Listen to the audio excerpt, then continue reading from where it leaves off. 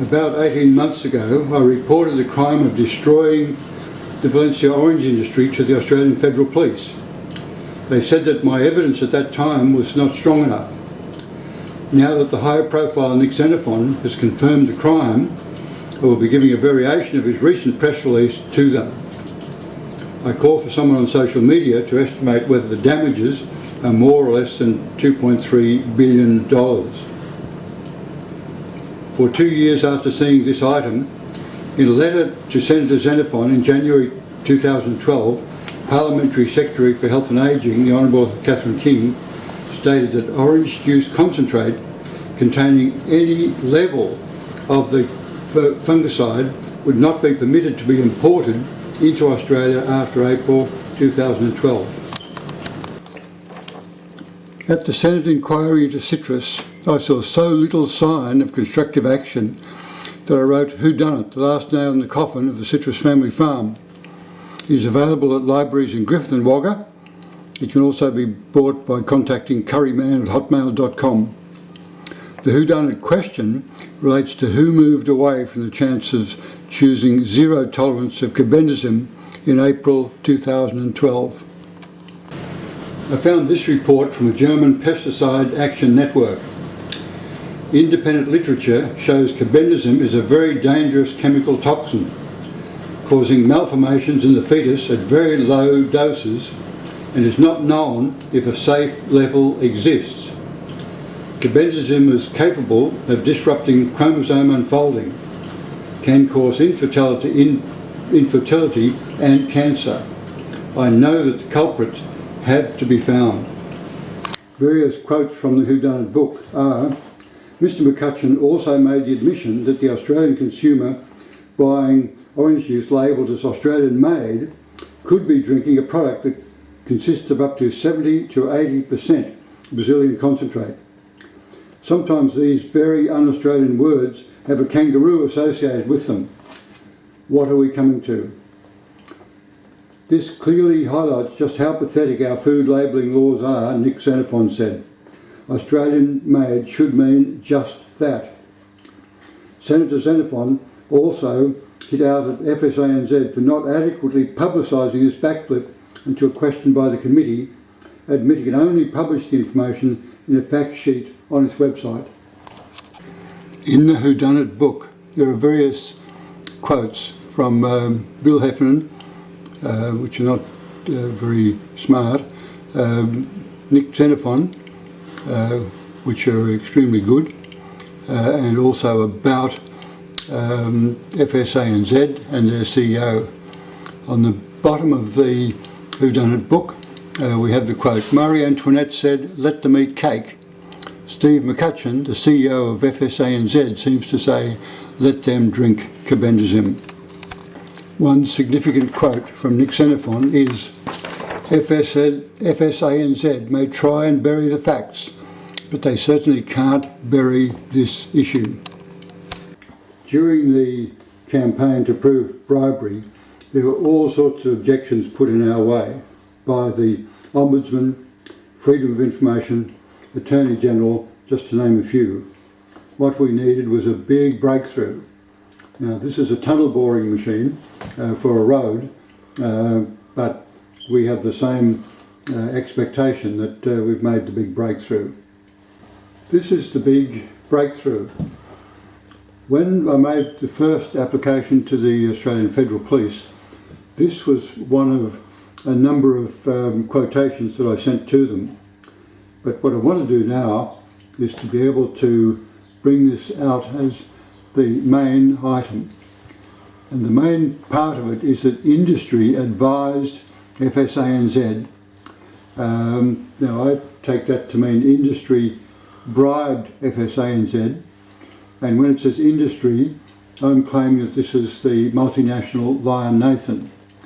But this is where we'll be concentrating from now on. We will probably go the next time to the police just saying industry, but suggesting it's Lion Nathan, and then this will be a part of the process that will be taking place. One of my books, which has not yet been published, is Australia's Establishment Failing. the cover has not yet been agreed. The establishment would not communicate, but a breakthrough came when ACCC fined a small Australian juice manufacturer for what I consider to be a relatively trivial infringement, while completely ignoring the issues which have caused so much damage to the community, which continued after the opportunity for common sense in April 2012 was lost. I was looking for a chink in the armour of the establishment, and I believe that has been found. Multinationals are gobbling up Australian agriculture. So this is the book that was published on the 9th of March this year. On the 16th of March 2015, Nick Xenophon had a press release, Food Bowl to Dust Bowl, which was featured in the Castlemaine Independent on the 4th of June. It included, the government was going to ban carbendazim from being imported in juice concentrate, but backflipped on its decision.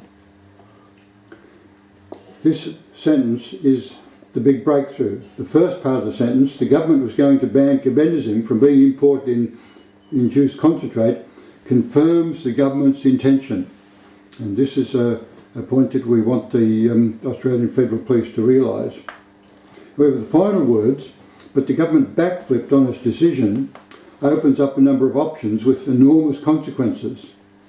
During the Senate inquiry to citrus, Nick Xenophon was a champion of the push against the multinationals and being the cause of the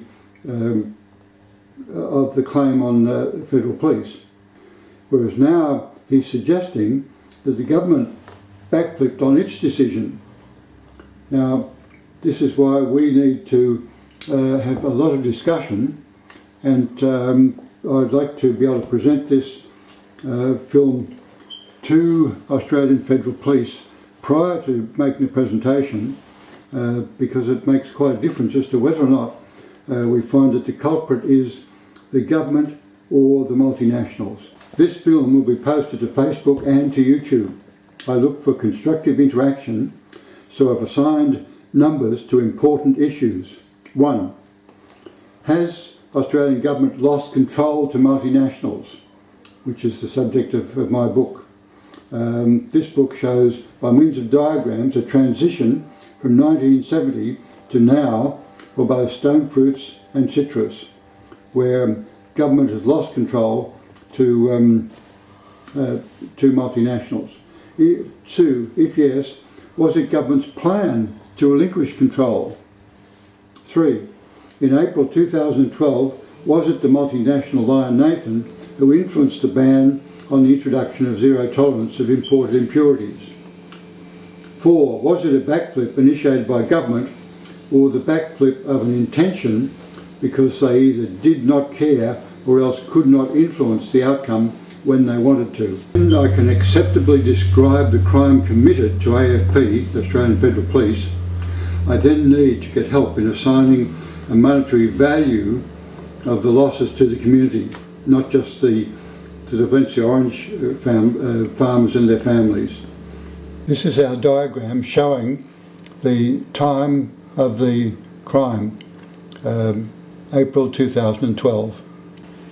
This dotted section represents the cost, or the cost estimate we want to make for the losses to farmers and the community from this point B to current date.